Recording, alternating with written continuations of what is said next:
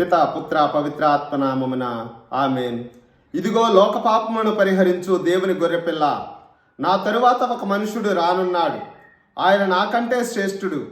ఏలైనా ఆయన నేను జన్మింపక పూర్వము నుండి ఉన్నవాడు అని నేను పలికినది ఈయనను గూర్చియే.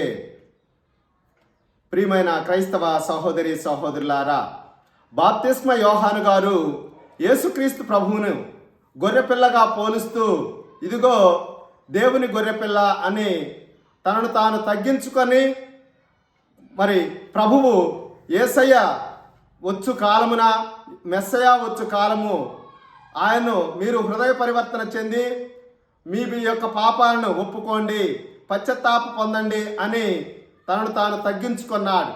కాబట్టే బాప్తిస్మ యోహాను గారు యేసయ్య చేత మానవులందరిలో కూడా యోహాను కంటే అధిక శ్రేష్ఠుడు ఎవరు అని పరిశుద్ధ గ్రంథం ద్వారా తెలియజేశారు. ప్రియా క్రైస్తవ సహోదరి సహోదరుడా, యోహాను గారి వలె మనము కూడా తగ్గించు మనస్తత్వంతో ప్రతి ఒక్కరము కూడా యేసయ్య నేర్పినటువంటి ఆ యొక్క ప్రేమ మార్గాన్ని, తగ్గింపు మనస్తత్వాన్ని, వినయ విధేయతలను అలవర్చుకొని క్రైస్తవ జీవితాన్ని ఆచరిద్దాం.